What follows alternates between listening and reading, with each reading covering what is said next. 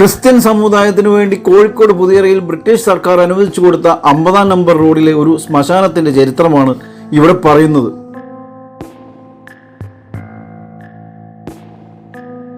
50-ാം number റോഡിലെ ശ്മശാനം എന്ന് പറയുമ്പോൾ ഇതൊരു പ്രേതകഥയുടെ തുടക്കമാണെന്ന് ആരും തെറ്റിദ്ധരിക്കേണ്ട.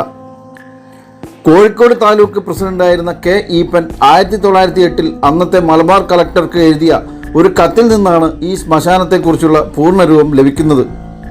പുതിയറയിൽ താമസിക്കുന്ന ക്രിസ്ത്യാനികൾക്ക് ഒരു ശ്മശാനമില്ലാത്തതിനാൽ അവർ അനുഭവിക്കുന്ന കഷ്ടപ്പാടുകളായിരുന്നു കത്തിന്റെ ഉള്ളടക്കം.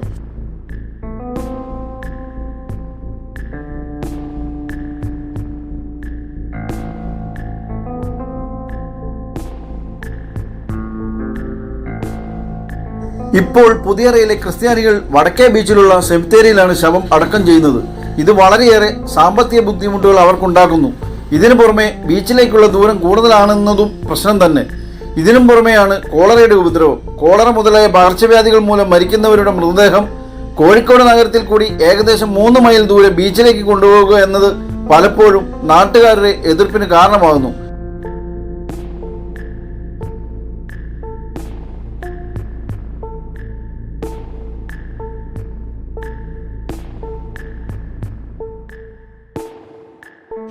ഇതിനെ തുടർന്ന് ഒരു ശ്മശാനത്തിന് അനുയോജ്യമായ സ്ഥലത്തിനു വേണ്ടി നടത്തിയ അന്വേഷണത്തിനൊടുവിൽ പുതിയറയിൽ തന്നെ അദ്ദേഹം ഒരു സ്ഥലം കണ്ടെത്തിയിരിക്കുന്നു. ഇത് കോഴിക്കോട് നിന്നും ചേവായൂർക്കുള്ള 50-ാം നമ്പർ റോഡിൽ നഗരത്തിൽ നിന്നും 1 മൈലും 7 ഫർലോങ്ങും പോയാൽ കാണാവുന്ന ഒരു കുന്നാണ്. ഞാൻ ഈ സ്ഥലം സന്ദർശിച്ചിരുന്നു. എന്തുകൊണ്ടും ഒരു ശ്മശാനത്തിന് അനുയോജ്യമാണ് ഈ സ്ഥലം.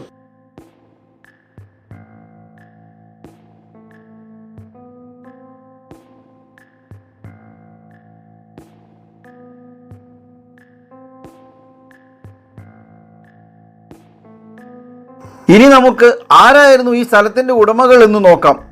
അരിലേരി കമതത്ത് ഉണ്ണിച്ചീരിയമ്മ, ഇട്ടിച്ചീരിയമ്മ എന്നിവരായിരുന്നു സർവേ നമ്പർ 217-ൽപ്പെട്ട സ്ഥലത്തിൻ്റെ ഉടമകൾ. അവർക്കാകട്ടെ സ്ഥലം ശ്മശാനത്തിന് കൊടുക്കുവാൻ വിരോധമില്ലായിരുന്നു.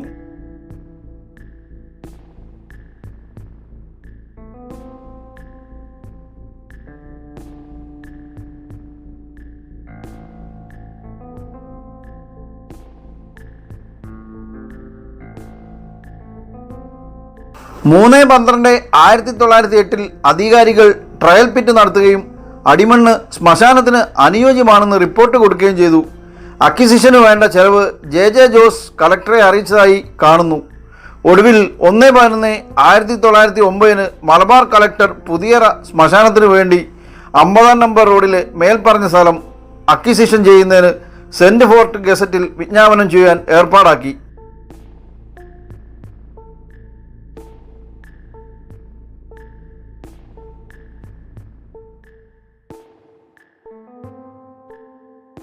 അമ്പതാം നമ്പർ റോഡ് ഏതാണെന്ന് നിങ്ങൾ സംശയിക്കുന്നുണ്ടാവും.